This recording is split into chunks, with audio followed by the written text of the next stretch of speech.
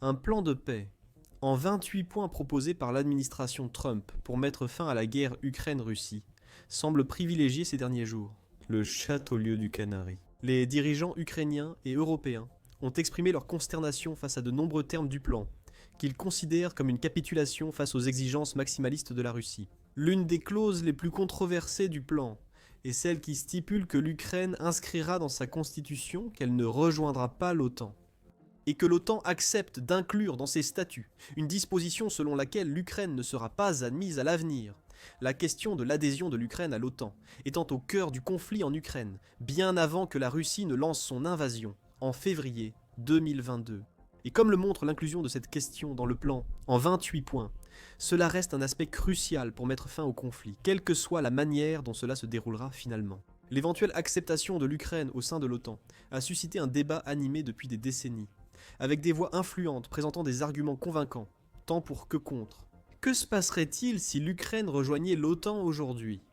Examinons les conséquences attendues, les avantages et les inconvénients de cette démarche, ainsi que la probabilité réelle de l'adhésion de l'Ukraine à l'OTAN. Ne nous leurrons pas, l'admission de l'Ukraine à l'OTAN à court terme est très improbable.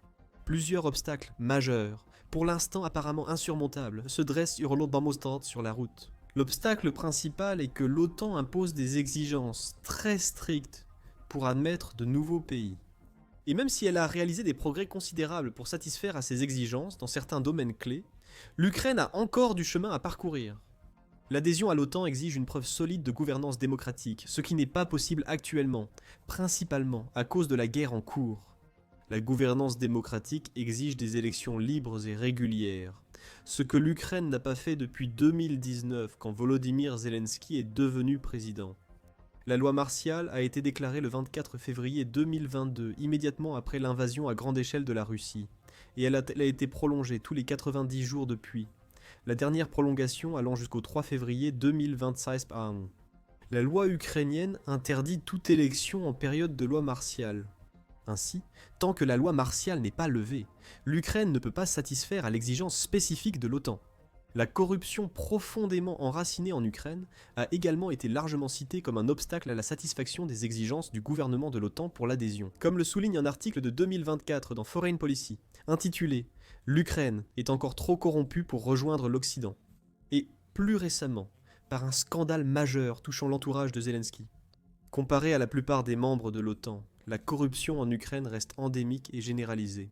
Des hauts magistrats, politiciens et responsables ont été accusés de corruption, le ministère de la Défense étant au centre des scandales, comme l'achat d'œufs et de vestes d'hiver trop chères, l'achat de 10 000 obus de mortiers jamais livrés, ou l'acceptation de pots de vin d'hommes voulant éviter la conscription. D'importantes manifestations publiques ont obligé le gouvernement de Volodymyr Zelensky à retirer une loi controversée, menaçant l'indépendance de l'Ukraine. Deux organisations anticorruption supposément indépendantes, le Bureau national de lutte contre la corruption, Bureau national de lutte contre la corruption, et le Bureau des procureurs spécialisés dans la lutte contre la corruption, Bureau des procureurs spécialisés dans la lutte contre la corruption. Quelques mois après, ce Bureau national de lutte contre la corruption dévoilait une corruption majeure chez les proches alliés de Volodymyr Zelensky. Le travail remarquable du Bureau national de lutte contre la corruption sur le scandale Mindic Gate, impliquant la corruption d'au moins 100 millions de dollars par Timur Mindic, proche de Volodymyr Zelensky, et d'autres hauts responsables du secteur de l'énergie, illustre les efforts de l'Ukraine contre la corruption, même au sommet. Cependant, ce qu'ils ont révélé n'est que la partie visible de l'iceberg. Cela montre également à quel point il sera difficile de ramener le niveau de corruption aux normes de l'OTAN. L'Ukraine a été critiquée pour avoir interdit les partis d'opposition depuis l'invasion russe. En mai 2022, le président Zelensky a signé une loi autorisant la suspension des partis accusés de justifier ou collaborer avec l'agression russe. Cela a conduit à l'interdiction de 11 partis dont le plus grand groupe d'opposition, Plateforme d'opposition pour la vie, OPZZH, qui avait plaidé pour des liens plus étroits avec la Russie. Alors que le gouvernement a justifié ses actions sous la loi martiale comme étant nécessaires à la sécurité nationale, des organisations comme Freedom House ont exprimé leur inquiétude face à la concentration croissante du pouvoir et aux restrictions sur le pluralisme politique. Un autre problème qui reste à résoudre est que l'OTAN exige que les nouveaux membres alignent leurs institutions de défense sur ces normes, notamment en matière de transparence des achats, et de contrôle civil. L'examen stratégique des achats de défense mis en œuvre par l'OTAN vise à aligner les achats de l'Ukraine sur les normes euro-atlantiques. Cependant, les systèmes soviétiques, hérités par l'Ukraine, et les difficultés à tenter de mettre en œuvre ce processus en pleine guerre brutale ont ralenti les progrès. La conformité totale et l'intégration complète des structures de renseignement et de cyberdéfense de l'Ukraine avec l'OTAN restent un travail en cours. C'est important, car l'interopérabilité militaire totale avec l'OTAN est une autre exigence pour l'adhésion. Depuis au moins 2014, à la suite de l'éclatement de la guerre civile dans le Donbass après Maïdan et de l'annexion de la Crimée par la Russie, l'Ukraine a modernisé ses forces armées en adoptant les normes OTAN pour la formation, le commandement et l'équipement, bénéficiant d'un important soutien occidental. Le cadre d'interopérabilité OTAN-Ukraine 2023 intègre les normes OTAN dans la planification de la défense ukrainienne à long terme.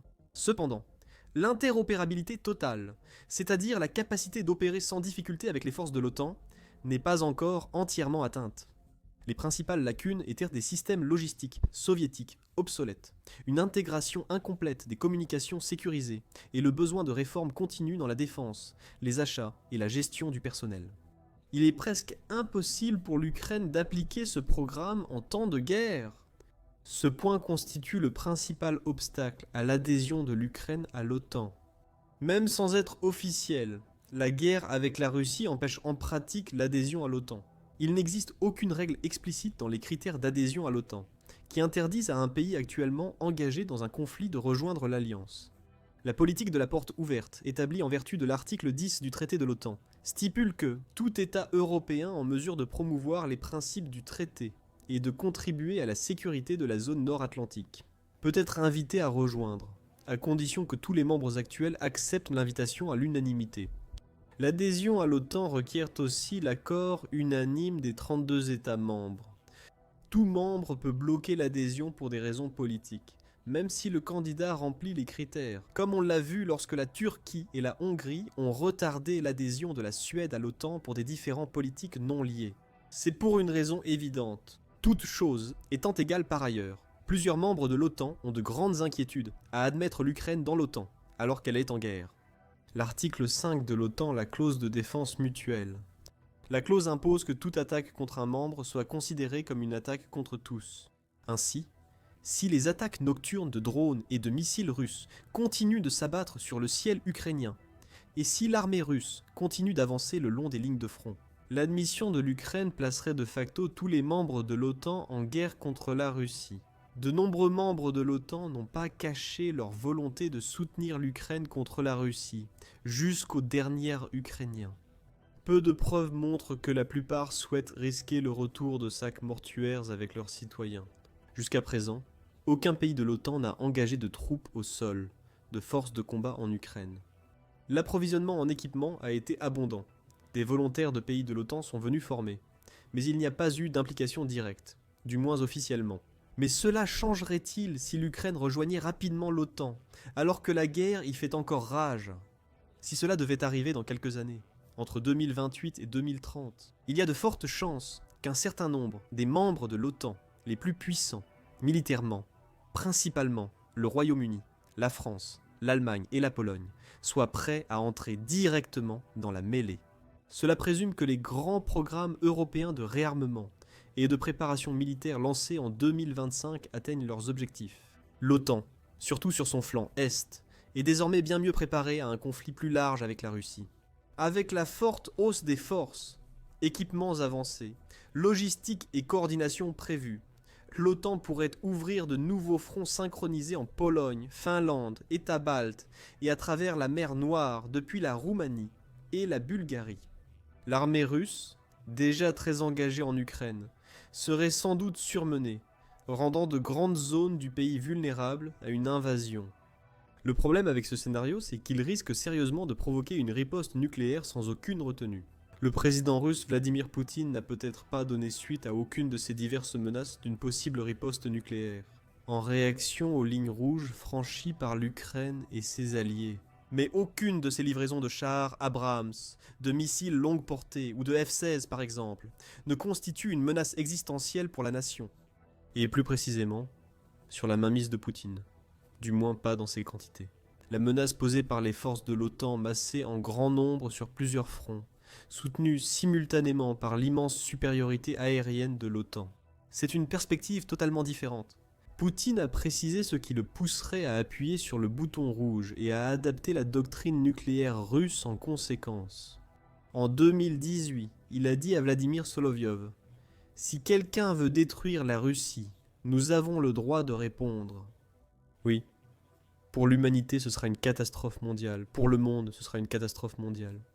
Mais en tant que citoyen et chef de l'État russe, je veux tout de même demander « Pourquoi avoir un monde sans la Russie ?» Oui, les voix bellicistes rejettent cela, et des déclarations similaires de Poutine comme étant du bluff et de la surenchère. Mais il reste souvent dans des bureaux confortables à Washington, loin de l'endroit où les Samats vont tomber ou crier. Slava, Ukrainie, les sous-sols de leurs parents. La plupart des dirigeants de l'OTAN semblent moins hésiter à risquer une escalade potentiellement incontrôlable. Des doutes persistent sur la volonté de certains membres de l'OTAN, dont les États-Unis, d'appliquer l'article 5 en envoyant des troupes défendre l'Ukraine en cas d'attaque. La clause accorde à chaque membre une marge pour contribuer selon son jugement. Donald Trump a exprimé des doutes sur le soutien que les États-Unis offriraient aux membres européens de l'OTAN en cas d'attaque. Certainement, en l'état actuel des choses, à la fin de 2025, le secrétaire général de l'OTAN, Mark Rutte, et d'autres ont précisé que, malgré sa supériorité dans des domaines clés comme les avions de chasse et la surveillance, l'OTAN n'est pas prête à affronter la Russie dans un conflit majeur, même une Russie fortement distraite et subissant de lourds dégâts en Ukraine. Il est donc probable que toutes les restrictions sur le flux et l'utilisation des armes des membres de l'OTAN seront levées autant que possible. On peut se demander quel membre de l'OTAN serait prêt à risquer une implication plus directe. Le fait de ne pas agir de manière aussi décisive, en traitant littéralement une attaque contre l'Ukraine comme une attaque contre l'ensemble de l'OTAN, minerait également l'OTAN elle-même et risquerait d'approfondir les fractures au sein de l'Alliance. Certains estiment que l'intégration rapide de l'Ukraine à l'OTAN réduit la crédibilité et la stature de l'Alliance. D'autres membres, comme la Hongrie, ont dû suivre des procédures bien plus rigoureuses avant d'être acceptés, comme remplir un plan d'adhésion complet, ou plan d'adhésion complet qui a été écarté pour l'Ukraine. C'est l'une des raisons pour lesquelles la Hongrie a jusqu'à présent été l'un des opposants les plus véhéments à l'intégration accélérée de l'Ukraine dans l'OTAN. Les États-Unis, l'Allemagne, la Slovaquie, la Belgique, la Slovénie et l'Espagne ont également, à différents moments, exprimé divers degrés de réserve à ce sujet. Malgré de sérieux obstacles à l'intégration rapide de l'Ukraine dans l'OTAN et d'importants risques, certains continuent d'y appeler coûte que coûte. Le vétéran analyste et consultant en défense Ruben F. Johnson défend cette position. Dans un article récent pour le National Security Journal, intitulé « L'Ukraine doit rejoindre l'OTAN », il affirme que l'adhésion de l'Ukraine renforcerait la sécurité européenne et aiderait à prévenir une nouvelle guerre. À son crédit, Johnson ne lance pas ses appels depuis l'Atlantique, un bureau luxueux ou un sous-sol miteux. Il est basé à Varsovie, à l'est de l'OTAN, où il dirige le centre de recherche sur l'Asie à la fondation Casimir Pulaski. En citant les commentaires de l'Atlantic Council, il énumère 5 raisons pour lesquelles l'Ukraine doit accélérer son adhésion à l'OTAN sans tarder. Premièrement, dit-il, cela marquerait la fin des ambitions impériales sans fin de la Russie en Ukraine. Ce serait le signal le plus clair à envoyer au président russe Vladimir Poutine. Que son obsession d'effacer tous les signes de l'Ukraine en tant que nation et de restaurer l'empire russe ne se réalisera jamais. Forcer la Russie à repenser sa place appropriée au sein de la communauté internationale. La réaction occidentale à l'invasion de l'Ukraine par la Russie a amené cette dernière à revoir sa place dans la communauté internationale, en redoublant et en triplant d'efforts, pour établir des relations approfondies avec d'autres membres de ce que Johnson appelle l'axe autoritaire, ou l'axe du bouleversement, composé de la Corée du Nord, de l'Iran, de la Chine et de dizaines d'autres nations du Sud global. Cela n'a pas été bénéfique pour l'Occident dans l'ensemble, en l'absence d'un engagement clair à réellement protéger l'Ukraine avec des troupes sur le terrain. Le signal le plus probable que cette décision envoya à Poutine est de donner du crédit à ses affirmations, selon lesquelles l'expansion de l'OTAN en Ukraine constitue une menace existentielle pour la Russie. Au lieu de faire reculer Poutine en Ukraine, cela pourrait facilement aggraver nettement la situation.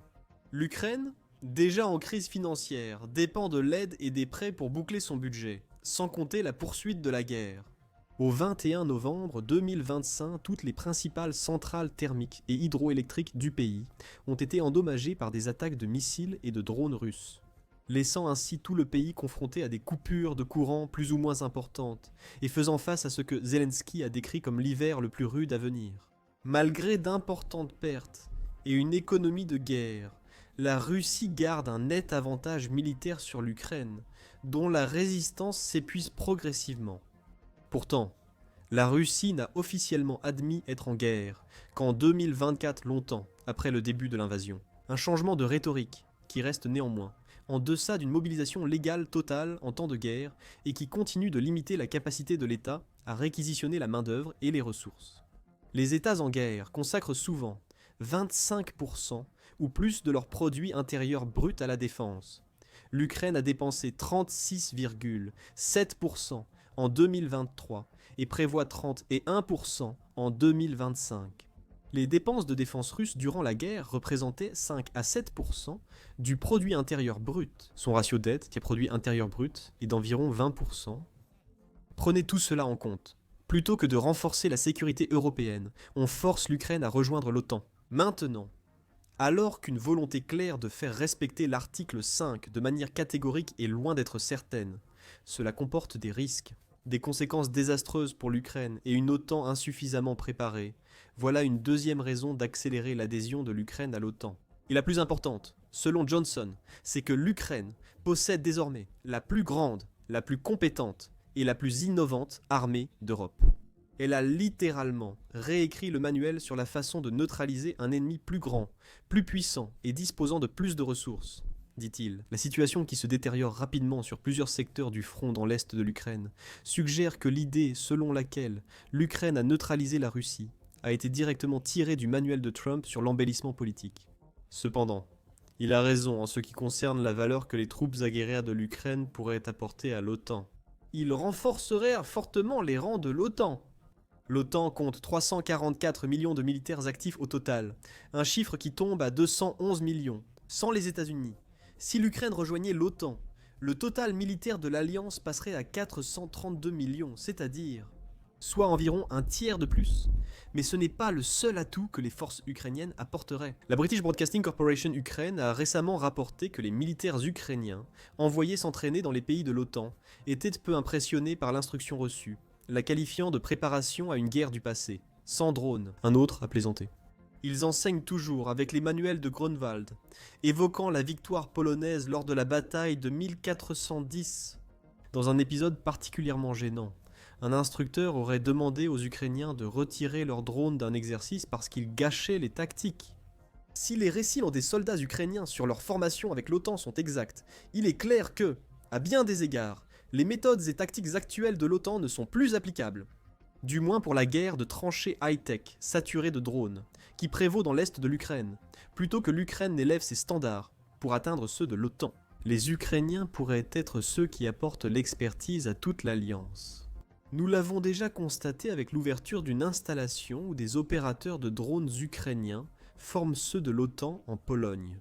Johnson et d'autres faucons pensent également que l'admission de l'Ukraine à l'OTAN empêcherait très probablement la Russie de poursuivre ses activités hostiles dans d'autres pays européens. Peut-être.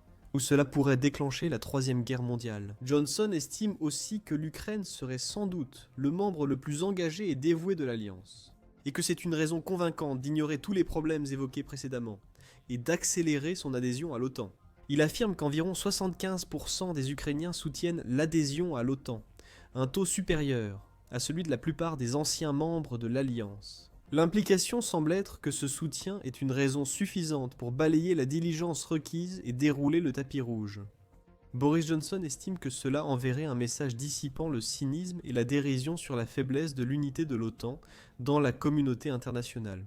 Il est difficile de dire si les faucons comme Boris Johnson ignorent ou négligent les nombreux risques liés à l'intégration rapide de l'Ukraine dans l'OTAN, comme mentionné plus haut. C'est très dangereux. Il est plus probable que Donald Trump dise venir d'une autre planète que cela se produise. La Russie ne verrait pas l'entrée de l'Ukraine dans l'OTAN comme une escalade majeure. Une telle décision risquerait bien plus de provoquer une confrontation pan-européenne avec la Russie. Les deux parties ont clairement indiqué ne pas être prêtes. Cela augmente le risque qu'un camp se sente assez désespéré pour utiliser l'arme nucléaire. Le soutien à l'adhésion de l'Ukraine à l'OTAN et à l'implication directe de l'Alliance ou de ses membres reste faible et baisse dans l'ensemble des pays.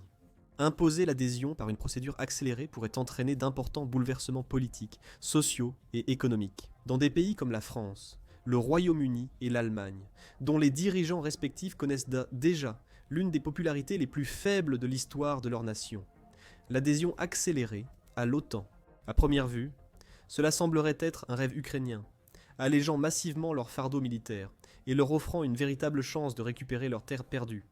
Mais finalement, cela pourrait être aussi inutile qu'une porte moustiquaire sur un sous-marin pour ce pays en difficulté. Des garanties de sécurité solides, hors OTAN et proches du plan en 28 points de Trump, pourraient être plus efficaces et moins risquées. En ne rejoignant pas l'OTAN, l'Ukraine priverait Poutine de l'un de ses principaux arguments et le forcerait à révéler ses véritables intentions. Une petite victoire mais stratégique qui pourrait porter ses fruits sur le plan diplomatique à l'avenir, comme on le constate aujourd'hui. Si ce n'est pas déjà fait, abonnez-vous à la chaîne et activez les notifications. Vous resterez informé des dernières actualités et analyses militaires sur l'OTAN, l'Ukraine et plus encore. Merci de votre attention.